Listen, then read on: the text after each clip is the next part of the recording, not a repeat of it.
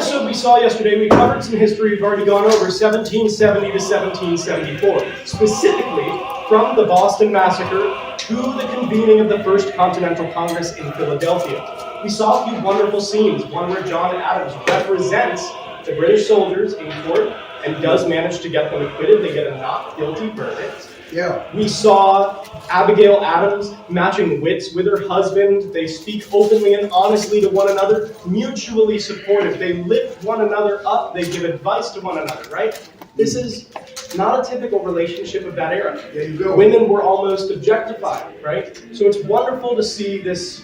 It's refreshing. Let's put it that way. And they had their faults, for sure. We'll go over that later. We saw the Committee of Correspondence, where they selected who would go to the First Continental Congress. And John Adams said, "We, as British subjects, have natural rights, which have been ours since before the British government even existed. And therefore, we are entitled to these rights, and we must be heard." So now, we're going to pick up where we left off in the lessons, right after the Battle of Bunker Hill. The war is on. And so I want you to meet our first new friend. This is Thomas Paine. Yeah! All right. He's the author of Common Sense. Has anybody here heard of the pamphlet Common Sense? Common sense, No? Well, don't worry. We are going to learn about it today. So Thomas Paine was born in England in 1737. He's a British subject. He had little formal education, but he was naturally intelligent and ambitious. He worked a series of odd jobs around London, including school teacher, but struggled to keep a lasting income. He couldn't keep a job. In 1774, a year before now, he met Benjamin Franklin, who convinced him to move. So Paine arrived in Philadelphia instead in 1774, just as tensions were boiling over between the British and the colonists. Being a staunch anti-monarchist himself, he doesn't believe in kings, right? Paine quickly took up the torch of American independence and was known around the city as a fiery radical. This guy didn't have a stake in the fight. He showed up a year ago and he's already screaming, "We need independence." This dude's a little fire starter, you know what I mean, right? Thomas Paine. Thomas Paine. In the early 1776, Thomas Paine published Common Sense. Unlike previous arguments for independence, which were often written in dense and legalistic language, hard to understand, you had to be educated, right? No, not so for Thomas Paine. He himself didn't have an education, so Common Sense was written in bold, clear, and concise language. It was accessible to an ordinary colonist. Paine attacked the British crown itself, calling it unjust and calling monarchy an outdated system. He directly criticized King George III by describing him as a royal brute, unworthy of power. This is the kind of thing that you get hanged for, okay? And he's out here saying the king is a brute. He argued that America had outgrown British rule and had a unique destiny to create a democratic republic. We have it in our power to begin the world over again. We have it in our power to begin the world over again. This is how big it is to stand up to the British crown, let alone to win. So let's do a quick side talk about who's who on the home front. There's two words that you're going to hear thrown around a lot, and that's the Tories and the Patriots. So a Tory lived in the American colonies, supported Britain. They were sometimes abused or hurt by their patriot neighbors. They did not like the Declaration of Independence, and when the War of Independence broke out, we saw some of them taking up arms and joining with the Redcoats, okay? The Patriots lived in the American colonies as well, but they supported independence for their state. They liked the Declaration of Independence. Many organized militias or committees to rebel against Britain. Guys, the Committee of Correspondence, the Continental Congress, all of these are organizations that are done against the law. They're not supposed to be assembled. Many of them supported their cause politically or financially. So a lot of these patriots were fairly wealthy farmers, okay? They saw independence as an opportunity to make more money for themselves. And they invested their money into causes for independence. They invested their money into smugglers. They invested their money into the Continental Army with the promise of returns. The pamphlet Common Sense sold over 150,000 copies in just a few months. Now, the population wasn't as big then as it is now. This was a number that was practically unheard of in the publishing industry up to that point. This is insane. This pamphlet is practically in every home. Wow. That's big. It unified public opinion, convincing many colonists that independence was the only option. John Adams later said, "Without the pen of Paine, the sword of Washington would have been raised in vain." Let's hear that one more time. Without the pen of Paine, the sword of Washington would have been raised in vain. Oh. Without Paine writing, there would not have been a victory for the American colonists in the Revolutionary You War. look just like Thank you. The political cartoon, Who Wants Me, was published in 1791, well after the Revolution was over, but it followed Paine's vocal support of the French Revolution, which we inspired. Around Paine's head, hit the button please. Around Paine's head are the words cruelty, equality, madness, treason, rebellion, perjury, atheism, misery, famine, national and private ruin, ingratitude, idleness, treachery, and injustice. Do these sound like good things? No. Equality does. Freedom does. But they put that in with all these bad things. It tells you what the Crown's people, the people who like the king, think of Thomas Paine. One of the all-time American bestsellers, Thomas Paine's Common Sense, exploded on the scene in January 1776 at a precarious moment when reconciliation, friendship with Great Britain seemed unlikely, and independence still seemed unthinkable. In electric prose, Paine, a recent English immigrant, made a forceful case in defense of separation. On multiple scores, the pamphlet radiated a radical democratic spirit. But there is another and greater distinction for which no truly natural or religious reason can be assigned. And that is the distinction of men into kings and subjects. Yes. Male and female are the distinctions of nature. Good and bad, the distinctions of heaven. But how a race of men came into the world so exalted above the rest and distinguished like some new species is worth inquiring into, and whether they are the means of happiness or misery to mankind. It makes sense that there are men and women. Yes. It makes sense that there is good and bad. Yes. But what doesn't make sense is that there are kings and there are subjects. Kings Why and should one man be above another? Uh-oh. These portions of Scripture, the Bible, are direct and positive. They admit of no equivocal construction. That the Almighty hath here entered the protest against monarchical government is true, or the Scripture is false. And a man hath good reason to believe that there is as much of kingcraft as priestcraft in withholding the Scripture from the public as in popish countries. For monarchy in every instance is the popery of government. To this evil of monarchy we have added that of hereditary succession, and as the first is a degradation and lessening of ourselves, so the second, claimed as a matter of right, is an insult and imposition on posterity. For all men being originally equals, Original. no one by birth could have a right to set up his own family in preference to all others forever.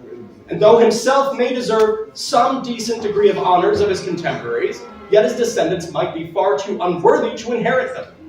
One of the strongest natural proofs of the folly of hereditary right in kings is that nature disapproves of it. Otherwise, she would not so frequently turn it into ridicule by giving mankind an ass for a lion. Oh, What is he saying here?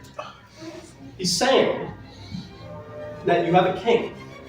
And the next king is king just because he was born to that king, right? The son, and the son, and the son. But he's saying in nature, the son of a strong animal dies all the time. Yeah. The powerful are the ones that win, right? Hold on, let's bring it back. So therefore, if no one in nature is born above another in Right. animals Right. and humans, then why should one be born as a king? Because what he says is like, we talk about Richard the Lionheart. He's like a British hero. He's one of the best kings they had, right? So when he's saying an ass for a lion, he's cutting deep. Cutting real, yeah. Yeah. Real deep. Real deep. In the following pages, I offer nothing more than simple facts, plain arguments, and common sense. Well read. And have no other preliminaries to settle with the reader. Then that he will divest himself of prejudice and prepossession, and suffer his reason and his feelings to determine for themselves. That he will put on, or rather that he will not put off, the true Right. character of a man, True character. and generously enlarges views beyond the present day. Here's where the argument starts. Or small islands not capable of protecting themselves are the proper objects for government to take it under their care. But there is something absurd in supposing a continent to be perpetually, always governed by an island. In no instance hath nature made the satellite larger than its primary planet. The Earth does not orbit the moon, but the moon orbits the Earth. Earth, yeah. It is evident that they belong to different systems, England to Europe and America to itself. I shall conclude these remarks with the following timely and well-intended hints.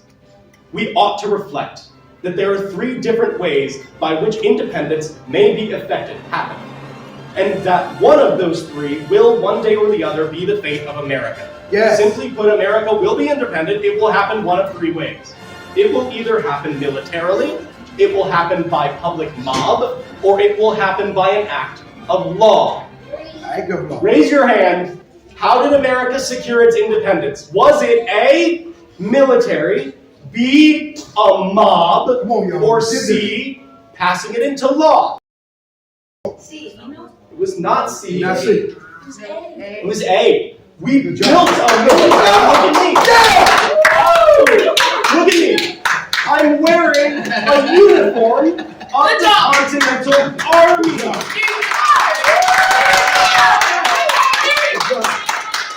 Well done.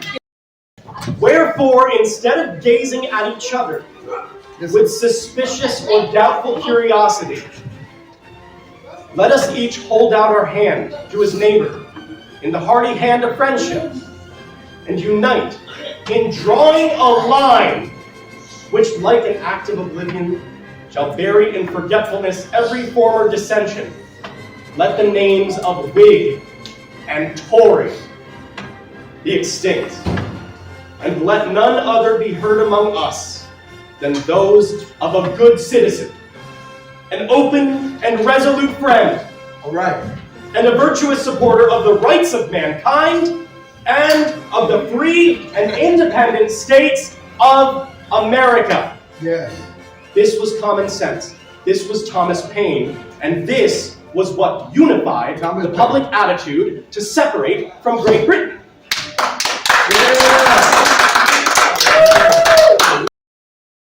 The Second Continental Congress had a tough job. Its members didn't all agree on what to do next. Some, called Whigs, wanted to push toward independence, while others, Tories, still felt loyal to Britain. But before taking any drastic steps, they decided to give peace one last shot. Last shot. That's where the olive branch petition comes in. Here's a picture of it right there.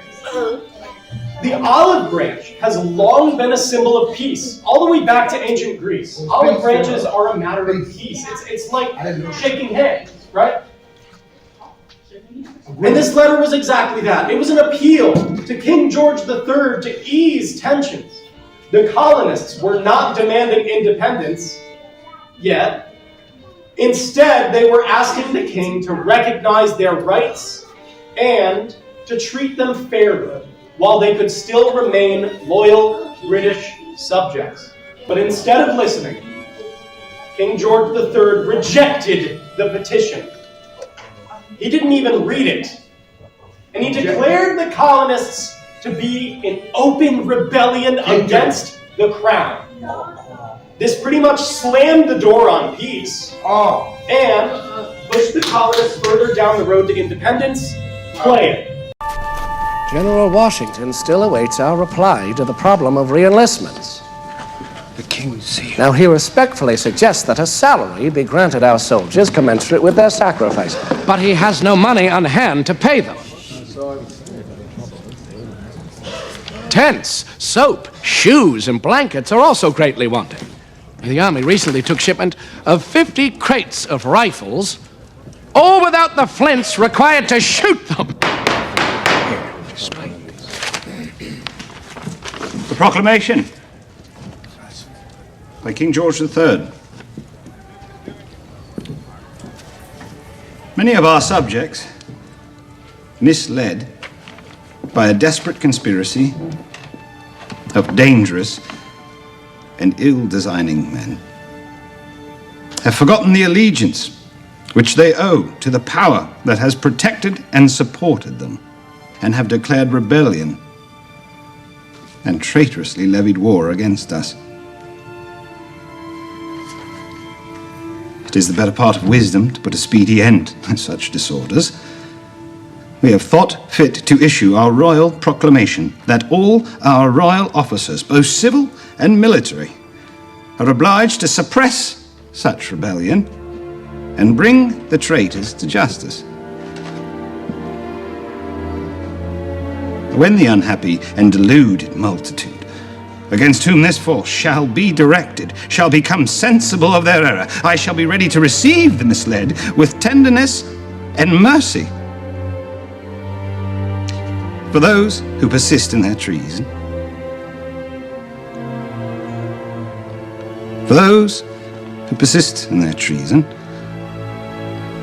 the punishment shall be death by hanging.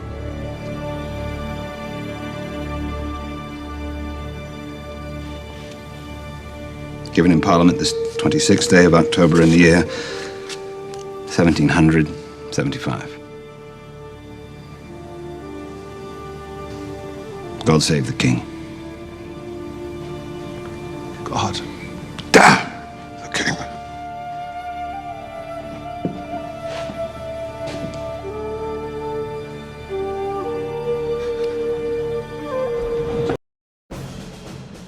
After having assisted General Gage at the Battle of Bunker Hill, and likewise realizing that Boston would be a terrible center for the war effort, the British looked south.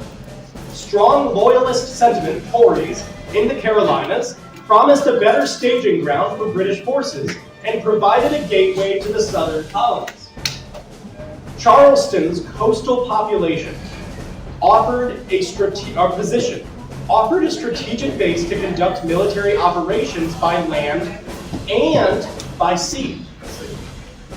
The capture of Charleston would also secure America's lucrative cash crops like tobacco and cotton, giving Britain more money, and it would have the convenient effect of splitting the colonies in half, right?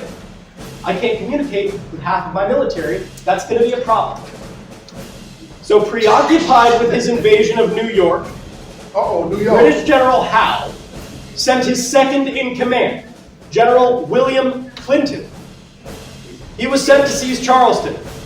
Clinton was confident that with his forces invading by land and Admiral Parker's forces invading by sea, the harbor would quickly fall under British control. The Patriots had other plans. Hit it once, please. Flash fly. So what the Patriots do is mount a defense. This is South Carolina, right? This is the American mainland. This is a little tiny sandbar island between the sea and South Carolina. The Patriots, Colonel Moultrie and his subordinate Thompson, create 2 defensive positions on the sandbars. And what they do is they take palmetto logs and they build walls, kind of like Bunker Hill.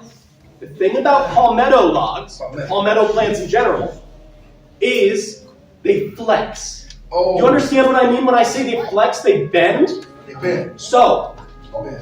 I've built a wall out of this material, and someone shoots a cannonball into it. What happens? It bounces. I wouldn't say it bounces back, but it bounces into the sand. Oh, you were saying.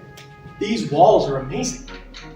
And the Patriots are sitting here with 430 troops on one side, 780 troops on another side. Let's look at the British. How many they got?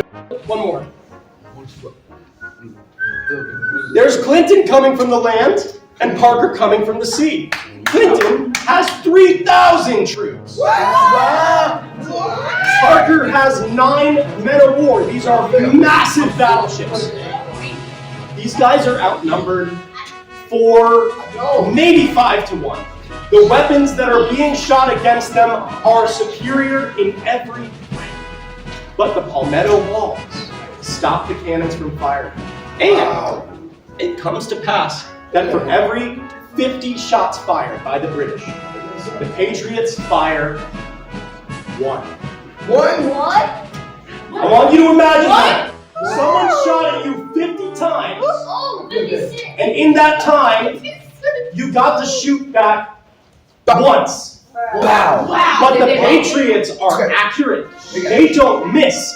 So, by the end of the battle, Clinton starts crossing to try and take Thompson's forces, right?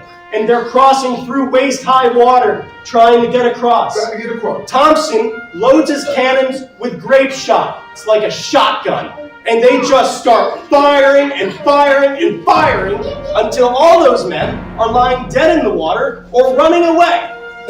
Likewise, Parker's superior naval force is amazing, but the cannons not being able to break the walls allow the Patriots to counterattack, launching their cannons precisely at different vulnerable points, and they're able to disable 2 of the men of war and actually capture one of the British ships by the end of the battle. Clinton and Parker realize this battle is not going well for them. It's time for them to pull back, regroup, and come up with a new strategy. At a moment when all seemed lost, a British musket ball cut the fort's flagpole, sending the flag down off the encampment and onto the sandy beach, right? This demoralized, it hurt the Patriots. They were like, we've lost, our flag is gone. But then, Sergeant William Jasper leapt from the parapet. When he came back over the wall, braving British fire the whole way, he returned with the flag. Carrying it by the severed flagstaff, Jasper braved volleys of enemy fire, waving the banner of liberty high above his brothers in arms. He not only survived, but the Patriot rally was the breaking point in the battle, forcing Clinton and Parker to retreat and abandon their invasion of South Carolina. Sergeant Jasper was recognized by Colonel Moultrie and even given the colonel's personal sword as a gift. Unfortunately, Sergeant Jasper died at the Battle of Savannah in Georgia, never able to enjoy the freedom that he helped bring to South Carolina and to the colonies. But we can remember him as the hero who proudly waved the banner of liberty under enemy fire and to the morale of his comrades.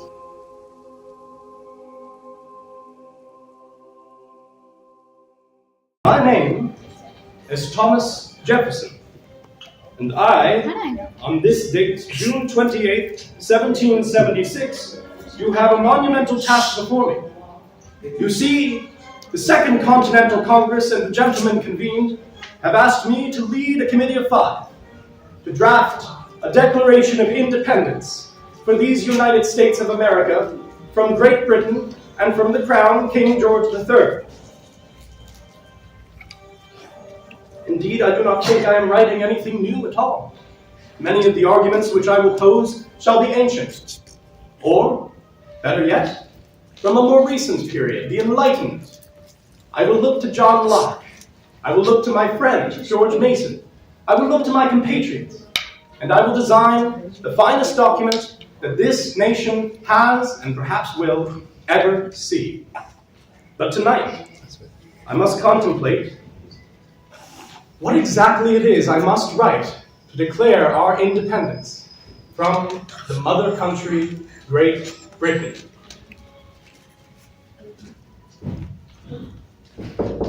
Whoa. Come in. Mr. Jefferson. Mr. Adams, please, come in. Take off your hat.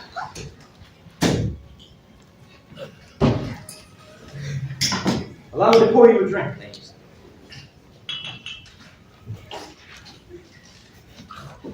Well, Mr. Adams, regrettably the other three of our committee, Messrs. Sherman, Livingston, and Franklin, could not attend with us tonight.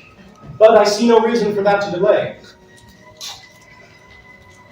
We must begin to draft our Declaration of Independence. Let me go over a little something I've had written.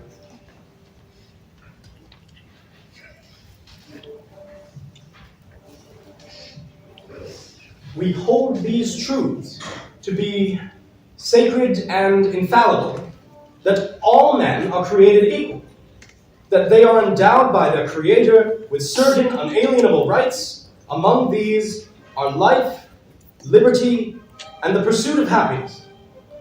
What do you think of that for an opening? Mr. Jefferson, the beginning statement that you said, sacred and infallible. Sacred and infallible, I yes. feel as though it's too seems like it's from the pulpit. From the pulpit. Yes. So you say it brings of church. Rings of church. Are these freedoms not self-evident? Self-evident. Yes, well, I suppose life, liberty, and the pursuit of happiness as the rights of man would be self-evident, yes. And a simple suggestion were these changes to self-evident. Self-evident. Yes. Yes, I think I will. But what do you think? Life, liberty, and the pursuit of happiness. I looked back to John Locke, the philosopher. He said that all men were entitled to life, liberty, and property. But I felt that property did not well represent our plight as citizens of these soon-to-be United States. No. We needed something more of an idea. Something that could represent the American spirit, that could be a spark to light the fire of revolution. Indeed, we chose life, liberty, and the pursuit of happiness. Because more than property, we should have the freedom to love. We should have the freedom to live where we desire and how we desire as free citizens. Here's here. Not only that, but this all men are created equal. My dear friend George Mason passed this in the Virginia Declaration of Rights not a month ago, and it was adopted unanimously by the 5th Virginia Convention, right in my hometown of Williamsburg. Mason said he was simply demanding the rights of English citizens that had long been promised. The Magna Carta from 1215 declares, "No free man shall be seized or imprisoned, except by the lawful judgment of his equals or by the law of the land." And to the English Bill of Rights, 1689, which declared the rights of English citizens, which we are we not, as subjects of the crown? Excessive bail shall not be required, nor excessive fines imposed, nor cruel and unusual punishments inflicted. Mr. Adams, I particularly enjoy that last line. No cruel or unusual punishments inflicted. I think this should be a founding principle of our nation. Do you agree?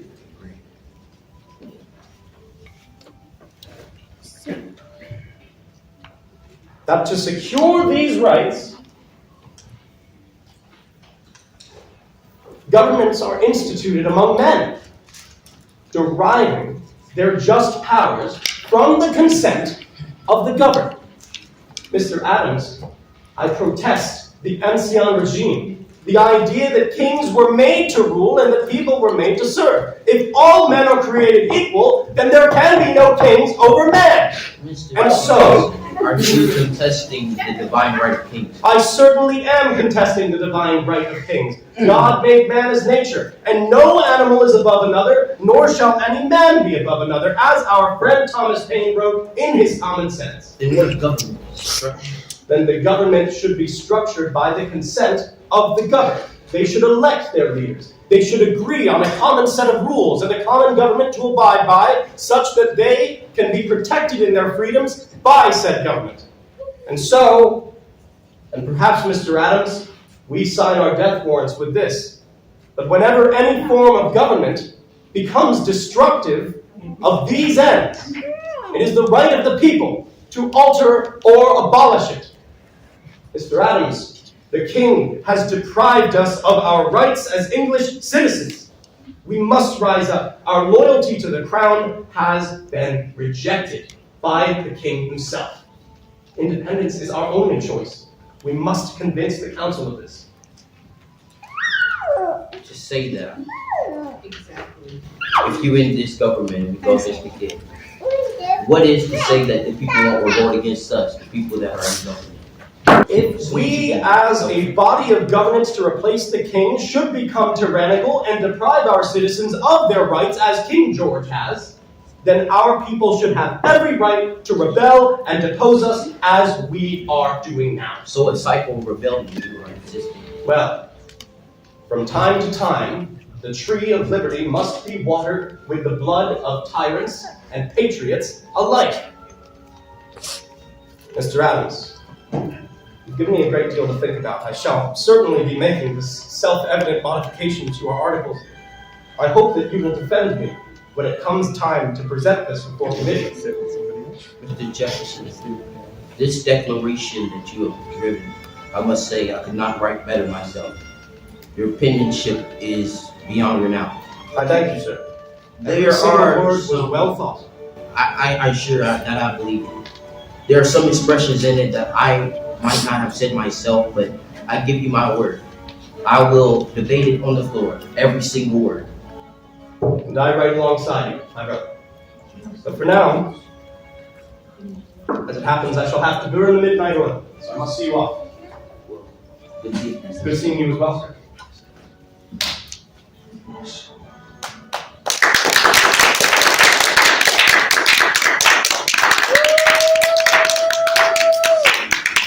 We'll now move on to the declaration itself.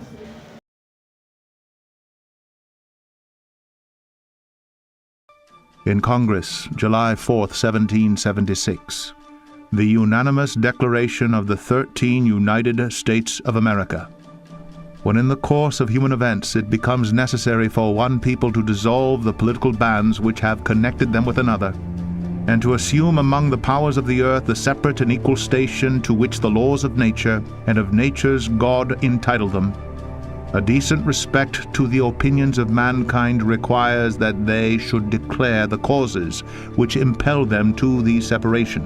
We hold these truths to be self-evident, that all men are created equal, that they are endowed by their Creator with certain unalienable rights, that among these are life, liberty, and the pursuit of happiness. That to secure these rights, governments are instituted among men deriving their just powers from the consent of the governed. That whenever any form of government becomes destructive of these ends, it is the right of the people to alter or to abolish it, and to institute new government, laying its foundation on such principles and organizing its powers in such forms as to them shall seem most likely to affect their safety and happiness. Prudence indeed will dictate that governments long established should not be changed for light and transient causes, and accordingly all experience hath shown that mankind are more disposed to suffer while evils are sufferable than to right themselves by abolishing the forms to which they are accustomed. But when a long train of abuses and usurpations pursuing invariably the same object evinces a design to reduce them under absolute despotism, it is their right, it is their duty to throw off such government and to provide new guards for their future security. Such has been the patient sufferance of these colonies. and such is now the necessity which constrains them to alter their former systems of government. The history of the present King of Great Britain is a history of repeated injuries and usurpations, all having in direct object the establishment of an absolute tyranny over these states. To prove this, let facts be submitted to a candid world. He has refused his assent to laws, the most wholesome and necessary for the public good. He has forbidden his governors to pass laws of immediate and pressing importance unless suspended in their operation till his assent should be obtained. And when so suspended, he has utterly neglected to attend to them. He has refused to pass other laws for the accommodation of large districts of people, unless those people would relinquish the right of representation in the legislature, a right inestimable to them and formidable to tyrants only. He has called together legislative bodies at places unusual, uncomfortable, and distant from the depository of their public records for the sole purpose of fatiguing them into compliance with his measures. He has dissolved representative houses repeatedly for opposing with manly firmness his invasions on the rights of the people. He has refused for a long time after such dissolutions to cause others to be elected, whereby the legislative powers, incapable of annihilation, have returned to the people at large for their exercise, the state remaining in the meantime exposed to all the dangers of invasion from without and convulsions within. He has endeavored to prevent the population of these states, for that purpose obstructing the laws of naturalization of foreigners, refusing to pass others to encourage their migrations hither, and raising the conditions of new appropriations of lands. He has obstructed the administration of justice by refusing his assent to laws for establishing judiciary powers. He has made judges dependent on his will alone for the tenure of their offices and the amount and payment of their salaries. He has erected a multitude of new offices and sent hither swarms of officers to harass our people and eat out their substance. He has kept among us in times of peace standing armies without the consent of our legislatures. He has affected to render the military independent of and superior to the civil power. He has combined with others to subject us to a jurisdiction foreign to our Constitution and unacknowledged by our laws, giving his assent to their acts of pretended legislation, for quartering large bodies of armed troops among us, for protecting them by a mock trial, from punishment for any murders which they should commit on the inhabitants of these states, for cutting off our trade with all parts of the world, for imposing taxes on us without our consent, for depriving us in many cases of the benefits of trial by jury, for transporting us beyond seas to be tried for pretended offenses, for abolishing the free system of English laws in a neighboring province, establishing therein an arbitrary government, and enlarging its boundaries so as to render it at once an example and fit instrument for introducing the same absolute rule into these colonies, for taking away our charters, abolishing our most valuable laws, and altering fundamentally the forms of our governments, for suspending our own legislatures and declaring themselves invested with power to legislate for us in all cases whatsoever. He has abdicated government here by declaring us out of his protection and waging war against us. He has plundered our seas, ravaged our coasts, burnt our towns, and destroyed the lives of our people. He is at this time transporting large armies of foreign mercenaries to complete the works of death, desolation, and tyranny, already begun with circumstances of cruelty and perfidy scarcely paralleled in the most barbarous ages, and totally unworthy the head of a civilized nation. He has constrained our fellow citizens taken captive on the high seas to bear arms against their country, to become the executioners of their friends and brethren, or to fall themselves by their hands. He has excited domestic insurrections among us, and has endeavored to bring on the inhabitants of our frontiers, the merciless Indian savages whose known rule of warfare is an undistinguished destruction of all ages, sexes, and conditions. In every stage of these oppressions, we have petitioned for redress in the most humble terms. Our repeated petitions have been answered only by repeated injury. A prince, whose character is thus marked by every act which may define a tyrant, is unfit to be the ruler of a free people. Nor have we been wanting in attention to our British brethren. We have warned them from time to time of attempts by their legislature to extend an unwarrantable jurisdiction over us. We have reminded them of the circumstances of our emigration and settlement here. We have appealed to their native justice and magnanimity, and we have conjured them by the ties of our common kindred to disavow these usurpations, which would inevitably interrupt our connections and correspondence. They too have been deaf to the voice of justice and of consanguinity. We must, therefore, acquiesce in the necessity which denounces our separation and hold them, as we hold the rest of mankind, enemies in war, in peace friends.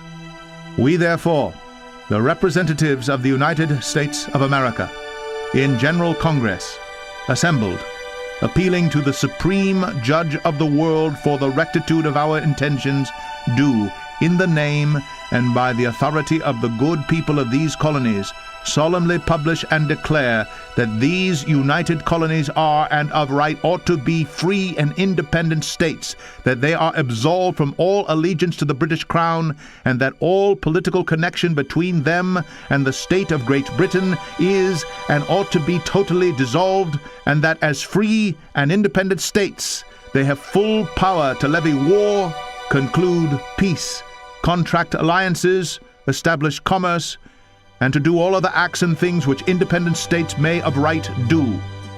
And for the support of this declaration, with a firm reliance on the protection of divine providence, we mutually pledge to each other our lives, our fortunes, and our sacred honor.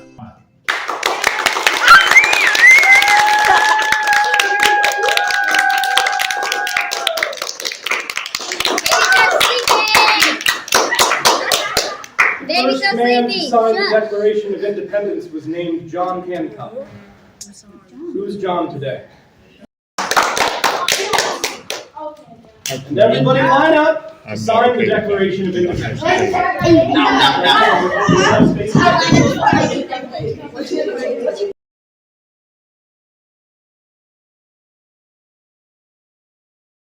Yesterday we had a wonderful performance with Mr. Adams and me as Thomas Jefferson, and we learned about the Declaration of Independence, and we learned about the maxims and the principles that apply to this idea of a new, free society. So today, now that we've gone over kind of the content of the Declaration and the context, we're going to go over how the general public reacted to these documents, and we're going to do a sub-focus on remembering the ladies today. So, the colonists were divided. As you can see here, some patriots are tearing down a statue of King George III right in the town square. And what they don't tell you here is that the brass from this statue is going to be melted down into bullets and weapons to be used against the British. So it's very ironic that an image of the King of England is being used to melt down into weapons to use against the English. Crowds in the cities gathered to celebrate. They're cheering, they're firing guns, they're sounding church bells. 1/3 of the colonists remained loyal to Great Britain. So we're in a divided society here. Not everyone is in agreement. Thomas Paine's common sense helped get everyone unified in their opinion, but it didn't make it unanimous. One thing that everyone has to grapple with is the idea that they are no longer colonies, but free and independent states. They are countries united together in this conglomeration, the United States of America. And many states, therefore, begin drafting their own constitutions. In the state of Florida, we have our own constitution as well as the Constitution of the United States government. That's at the federal level. We will go over the difference between state powers and federal powers, but that'll be something that we go over when we talk about the framing of the United States Constitution, how we founded our government to be the way that it is today. You guys have watched John Adams with me. We've performed him. We've watched the show. What do you guys think of his wife, Abigail?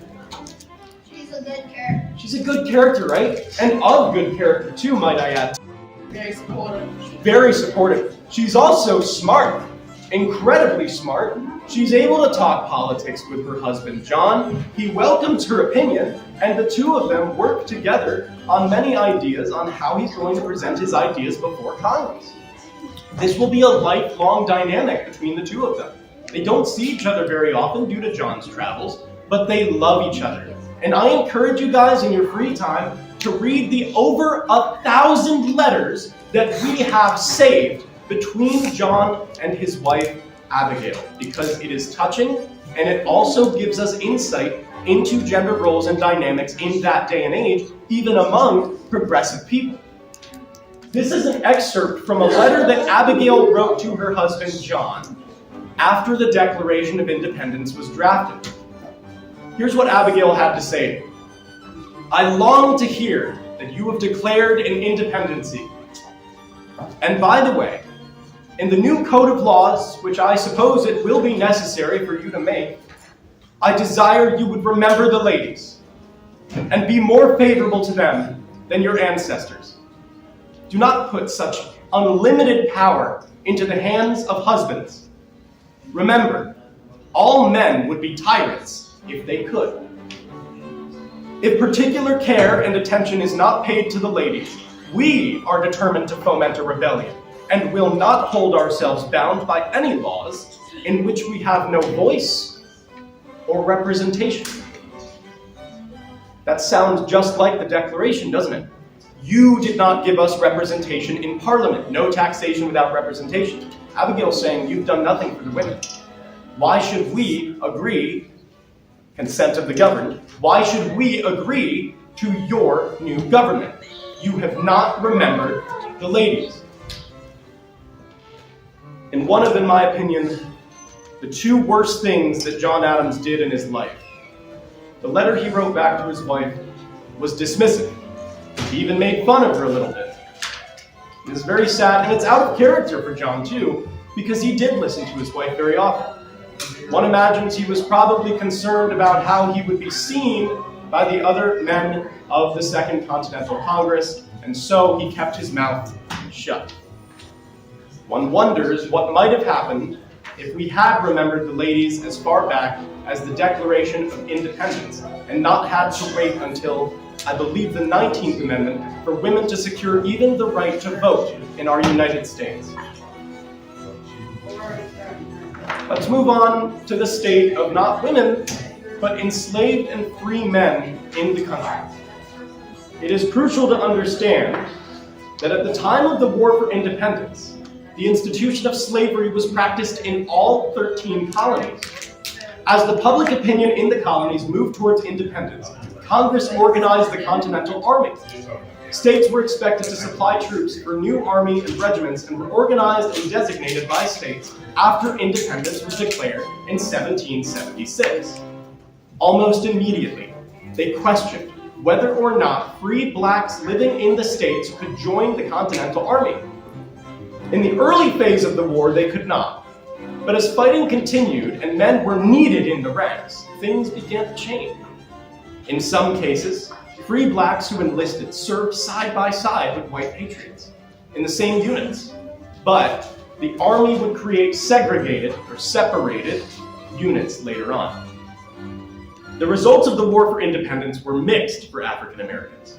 There were some good, there was some bad. In my opinion, it was mostly bad. Many northern states outlawed slavery after the war, with Vermont being the first new state to join the Union, whose state constitution prohibited it from the start. In some northern states, free African Americans who lived there were even granted the franchise for a limited time, the right to vote. This did not mean that African Americans possessed full equality, however. For Southern loyalists who held slaves, when they evacuated America after the war, they took their slaves with them, particularly those who chose to remain in British colonies in the Caribbean. So with that, I want to talk and close our lesson with a quick mention of Betsy Ross. Okay. Who knows about Betsy Ross? Okay. I don't know. So, Betsy Ross was a seamstress and a tailor and an upholsterer. She worked with fabrics to make garments, to make bed sheets, curtains, all those things, right? Now, General George Washington at this time had known Betsy. She was the daughter of one of the members, I believe, of the Continental Congress. But in addition to that, she had done tailoring work for George Washington prior. So now that they've created their own nation and they're creating their own army, they need their own flag. Has anyone ever seen the original American flag? 13 stripes, 13 stars. Why 13? Why 13? Because the 13 states, the 13 colonies, right? All of them united in one flag, yet each star is separate from the other. This is the function of the United States of America, at least in design.